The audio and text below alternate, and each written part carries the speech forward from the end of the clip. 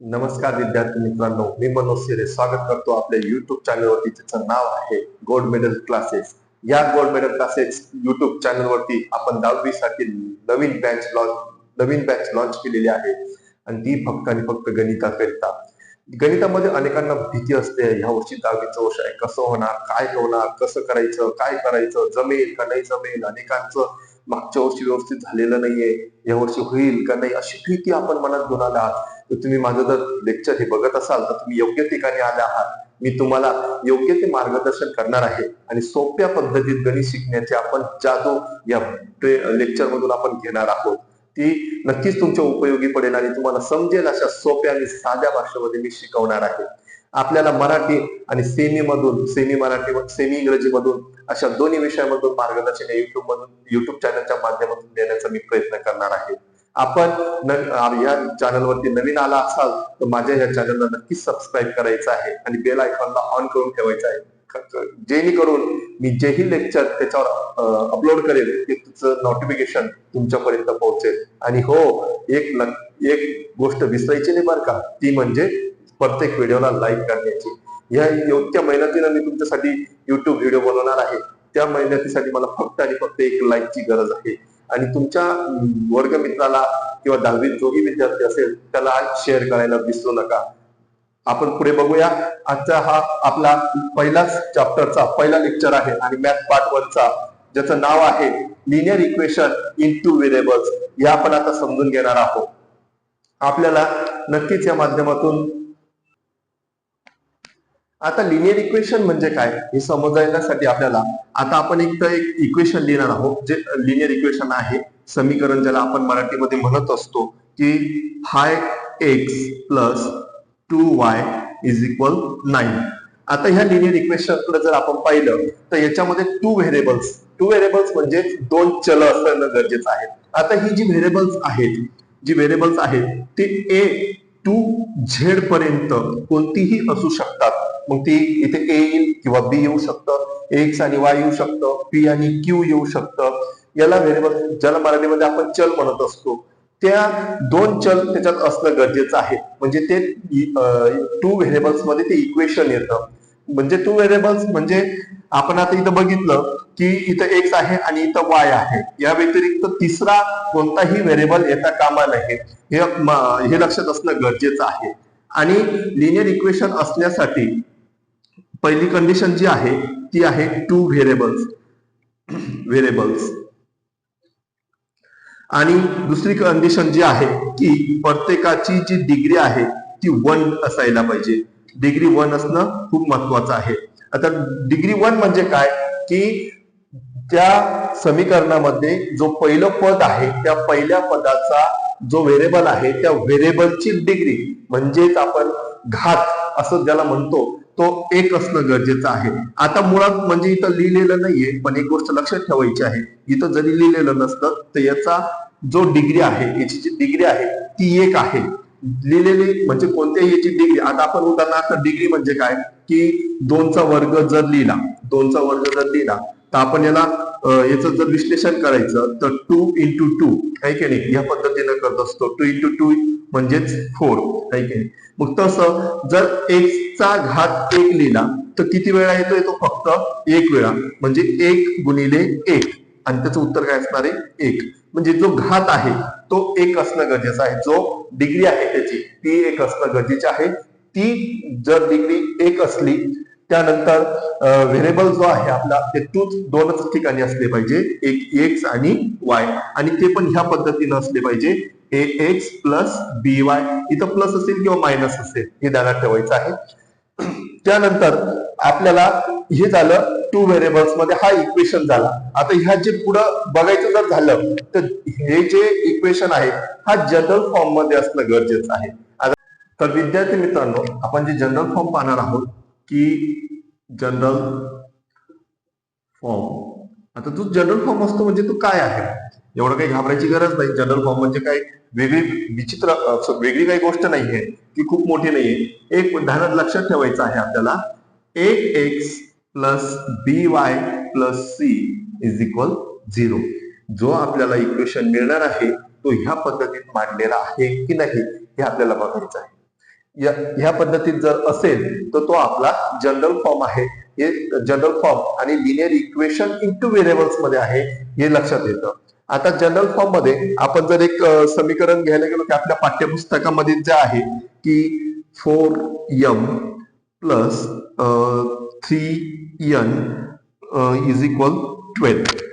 4m plus 3n is equal 12.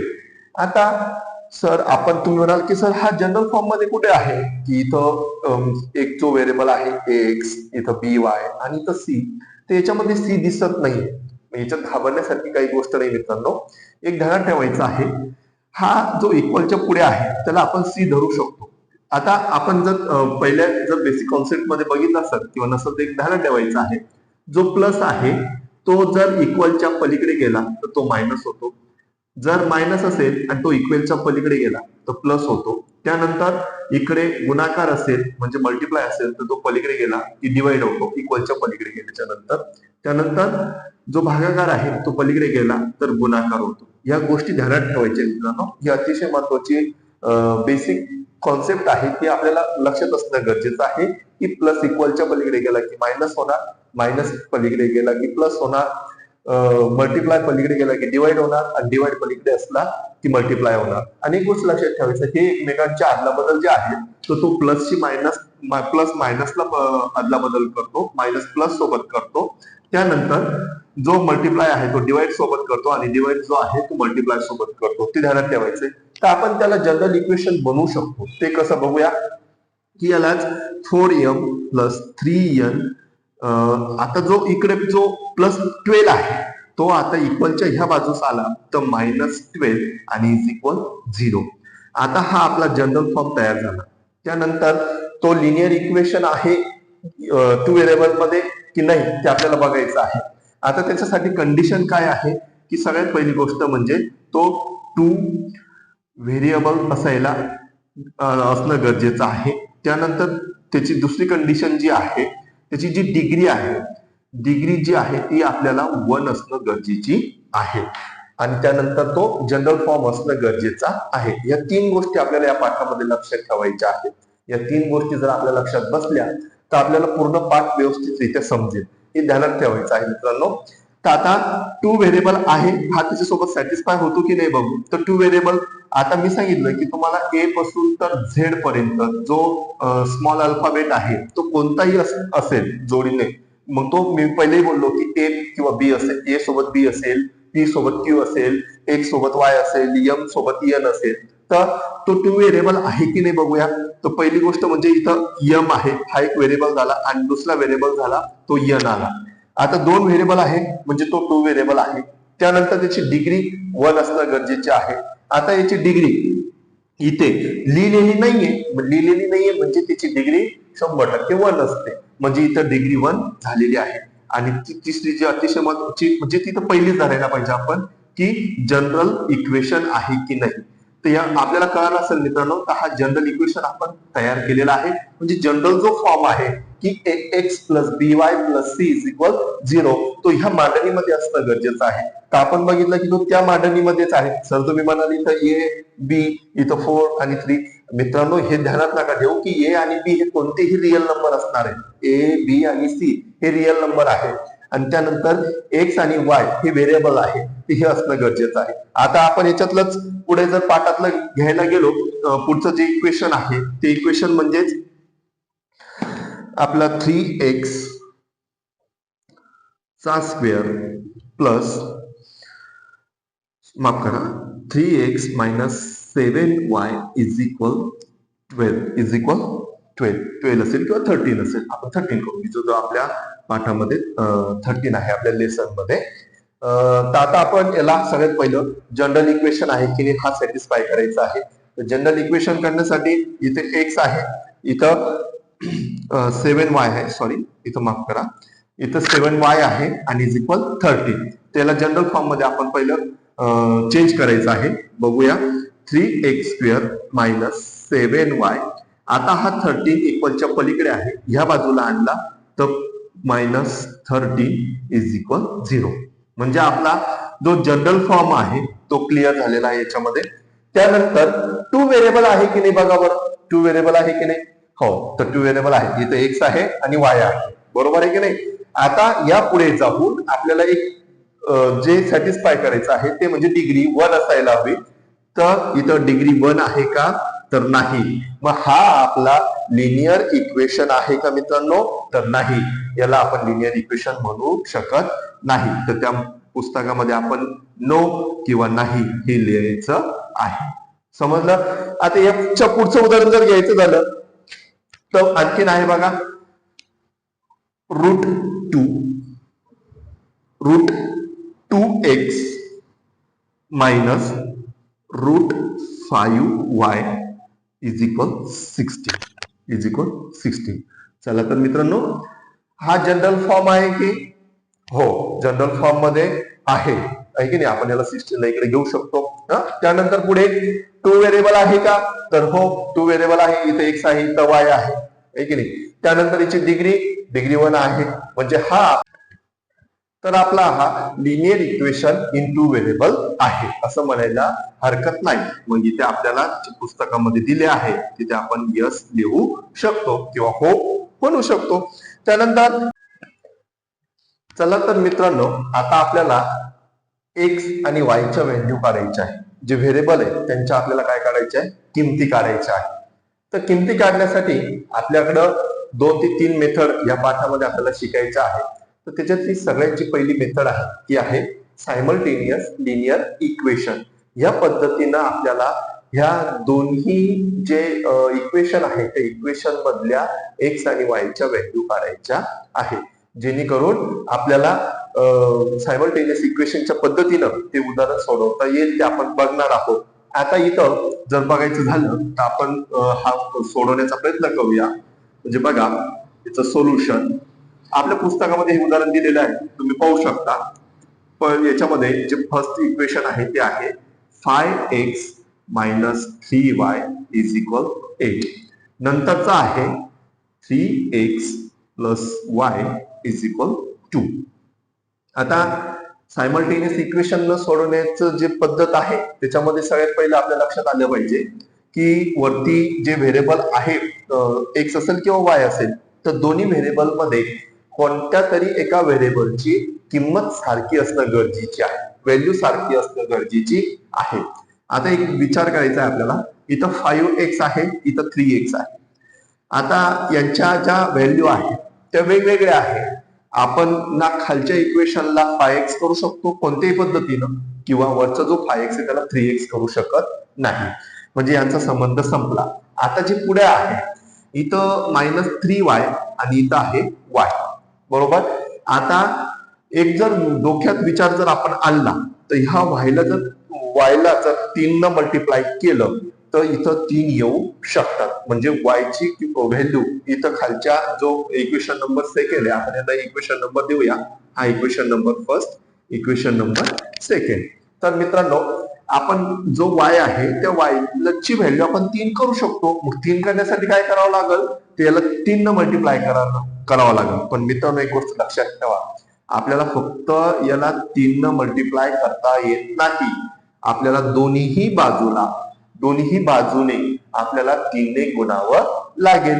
तर मग आता आपण पुढे लिहायचं आहे मल्टिप्लाइंग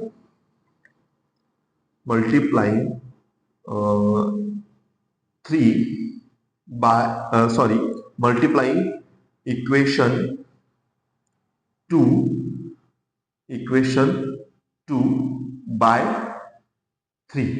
म्हणजे आपल्याला या इक्वेशनला 3 ने गुणायचं आहे. तर मित्रांनो बघा, 3 ने या 3x ला मल्टिप्लाय केलं तर 3 3 चा 9x प्लस 3 ने y ला मल्टिप्लाय केलं तर 3y इज इक्वल 2 ला मल्टिप्लाय 3 ने मल्टिप्लाय केलं तर 2 3 चा 6. याला इक्वेशन नंबर द्या थर्ड. इक्वेशन नंबर झाला हा थर्ड. आता मित्रांनो, पुढे आता काय करायचं आहे? 1 आणि 3 यांची दोघांची बेरीज करायची आहे. आता बेरीज करण्यासाठी आपल्याला काय करावं लागेल? इथं लिहावं लागेल adding equation 1 and 2. Adding equation 1 and 2. आता आपण त्यांना मांडून घेऊया. 3x जो पहिला आहे तो लिहून घेऊ. 5x minus 3y is equal 8. आणि जो आपण 3 नंबरचा जो आहे जो बनवला, आता ध्यान लक्षात ठेवायचं आहे 2 ला आपण 3 करून टाकलाय, कारण की इथं काय केलंय आपण 3 न मल्टिप्लाय केलंय. तर इथं 9x plus 3y is equal 6. याची करायची आपल्याला मित्रांनो बेरीज. बेरीज करायची असताना एक गोष्ट लक्षात ठेवायची, कधी पण ध्यानात ठेवायचंय तुम्ही, की हे जे आपण इथे घेतलं होतं बघा, की हे दोन भाऊ आहेत, हे एकमेकांना काय करतात, चेंज करतात. एकमेकांना काय करतात, चेंज करतात. इक्वलच्या पलीकडे गेला की मायनस आणि इकडे आला की प्लस. तर तसं एक ध्यानात ठेवायचं. यांच्यावर कोणतीही क्रिया करताना हे दोघं एका पंक्तीत कधीच सोबत बसत नाही. यांना दोघांना सोबत बसायला चालत नाही. म्हणजे चालत नाही म्हणजे हे दोघेही या पंक्तीतून उठून जातील. म्हणजे मायनस आणि प्लस सारखीच आहे की नाही, 3y मायनस 3y आणि प्लस 3y. फक्त हे मोठा आणि लहान एवढा फरक आहे. तर दोन्ही भाऊ कधी सोबत बसत नाही. मग इथं काय करायचं, या दोघांची बेरीज करा. 5 आणि 9 14x आणि इकडे पण 8 प्लस 6 झाला 14. आता इथं सरळ सरळ कोणाची व्हॅल्यू निघणार आहे, तर x ची व्हॅल्यू निघणार आहे. ती कशी बघा, x इथं मानून घ्यायचं आहे 14x इज इक्वल 14. आता 14 आणि x याचा एक संबंध लक्षात ठेवायचा आहे. कधीही कोणत्याही नंबर सोबत कोणताही एक व्हेरिएबल असला की दोघांचा संबंध हा गुणाकाराचा असतो. एक ध्यानात घ्यायचा. इथे एक आहे, एक इथे जर बघायचं झालं तर याच्यामध्ये काय आहे, ब्रॅकेटमध्ये आहे. तर ब्रॅकेटच्या बाहेरची संख्या आणि ब्रॅकेटच्या आतील संख्या या पण दोघं एकमेकांना काय करत असतात, गुणत असतात. हे पण दोन मल्टिप्लाय करत असतात. हे लक्षात ठेवायचं आहे आपण प्रत्येक वेळेस. मग आता या दोघांचा संबंध कसा आहे, गुणाकाराचा. मग आपण आधीच बघितलं की गुणाकार पलीकडे गेला की काय होणार, भागाकार होणार. म्हणजे मल्टिप्लाय पलीकडे गेला की डिवाइड होणार. म्हणजे इथं उरणार फक्त आणि फक्त एक्स. हा 14 जसाच तसा याने पलीकडे उडी मारली, हा इकडे मल्टिप्लाय होता, पलीकडे झाला डिवाइड. आलं लक्षात मित्रांनो. मग इथं आपल्याला एक्स ची व्हॅल्यू निघाली 1. एक्स ची व्हॅल्यू निघाली 1. आता झालं का गणित सोडवणं, तर नाही. आताशी आपल्याला फक्त आणि फक्त एक्स ची व्हॅल्यू निघाली. आपल्याला लिनियर इक्वेशन इन 2 व्हेरिएबल मध्ये 2 व्हेरिएबलची किंमत काढायची आहे, 2 व्हेरिएबलची व्हॅल्यू काढायची आहे. मग याच्यामध्ये एक्स आहे, एक्स ची निघाली. अजून एक राहिली ती म्हणजे वाय. आता वाय ची व्हॅल्यू काढताना काय करावं लागेल, वाय ची व्हॅल्यू काढताना आपल्याला सबस्टिट्यूटिंग किंवा put x is equal 1, put x is equal 1 in equation first. मी तर शॉर्ट मध्ये लिहिलंय इक्वेशन, लक्षात राहू द्यायचं मित्रांनो, की x ची व्हॅल्यू आहे x इज इक्वल 1. हे कशात पुट करायचे, कशात ठेवायचे आपल्याला, इक्वेशन फर्स्ट मध्ये.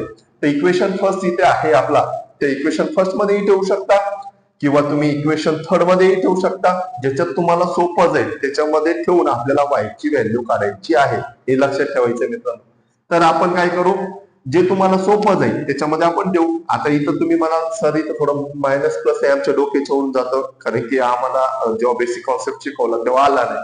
तर त्याच्यातही घेतलं तरी काही हरकत नाही आणि याच्यातही घेतलं तरी काही हरकत नाही.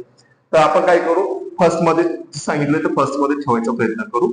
5 इंटू 1 मायनस 3. एक मिनिट, आपला इक्वेशन फर्स्ट काय आहे, 5x minus 3y is equal 8. बरोबर आहे ना. हा फर्स्ट इक्वेशन फर्स्ट आहे ना. मग याच्यामध्ये x ची व्हॅल्यू जी आहे ती 1 पुट करायची आपल्याला. 5 into 1 minus 3y is equal 8. सोडवा मित्रांनो. 5 1 चा 5 मायनस 3y इज इक्वल 8. इथपर्यंत आलं. आपल्याला व्हॅल्यू कोणाची काढायची, तर y ची. तर y चा जो पद आहे त्याला तसंच ठेवायचे तिथल्या तिथं. आपण त्याला तिथल्या तिथं ठेवण्याचा प्रयत्न करूया. आता तो तिथं ठेवायचा, तर मायनस 3y इज इक्वल 8. गायब कोण झाला, तर 5 झाला. हा जो 5 आहे तो गायब झाला. पलीकडे जर गेला, आता हा प्लस आहे, इक्वलच्या पलीकडे गेला तर -5. लक्षात येते मित्रांनो? तर सोडवा. -3y is equal 8 - 5 3. 8 - 5 3. आलं लक्षामध्ये? मग आता 3y ची जी व्हॅल्यू काढायची आहे आपल्याला, तिथं हे दोघांचा संबंध काय आहे? तर गुणाकाराचा. तो पलीकडे गेला तर कसं जाईल? पलीकडे जर गेला तर तो काय होईल? भागाकार होईल. हे आपल्याला लक्षात असणं गरजेचं आहे. मग आता हा y जसाच तसा, y आपण जो सांगितला होता तो जसाच तसा घेतला.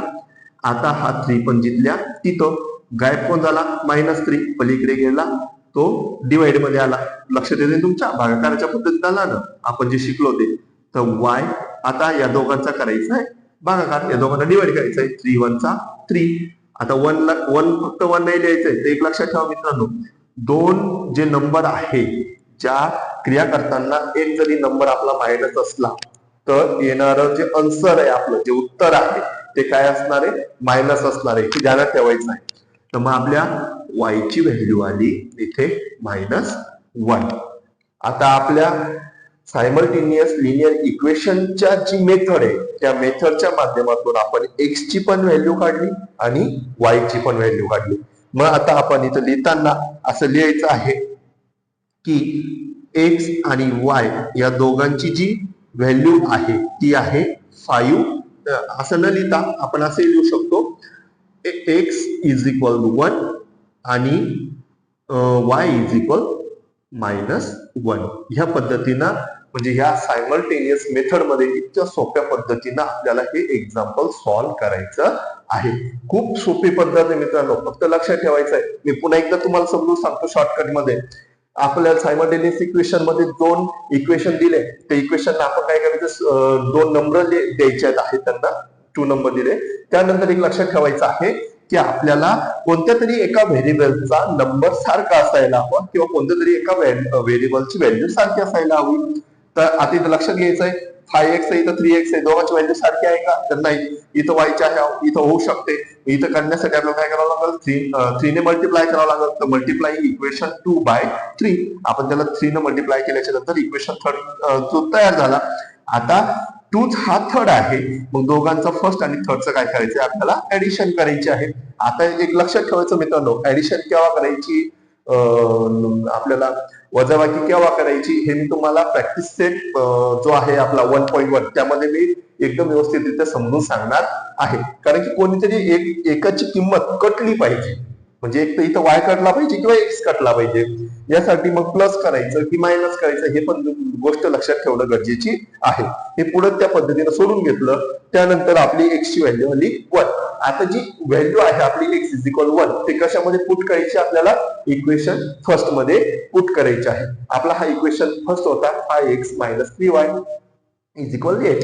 तर 1 च्या ठिकाणी आपण ठेवला 1 आणि त्याचं सोल्युशन करून आपण हे पुढे जर तुम्ही बघू शकता, एवढ्या सोप्या पद्धतीनं सायमल्टेनियस इक्वेशननं, ह्या मेथडनं आपल्याला x आणि y या व्हेरिएबलची व्हॅल्यू काढता येते. इतकी सोपी ती पद्धत आहे. तर मित्रांनो, आजच्या लेक्चर मध्ये फक्त एवढंच. आता आपण पुढच्या लेक्चर मध्ये भेटूया प्रॅक्टिस सेट 1.1 घेऊन. आता त्या प्रॅक्टिस सेट मध्ये आपण पूर्ण प्रॅक्टिस सेट सोडवणार आहोत. आपला हा व्हिडिओ आपल्याला आवडला असेल तर आपल्या वर्गमित्राला आपण नक्की शेअर करायचा आहे, जेणेकरून त्यालाही एवढ्या सोप्या पद्धतीने समजेल. तसेच आपल्या चॅनलवर नवीन असाल तर आपण सबस्क्राईब करायचं आहे. आणि हो, शेवटचं म्हणजे लाईक करायला विसरू नका. सर्वांना भेटूया पुढच्या लेक्चर मध्ये. तोपर्यंत धन्यवाद.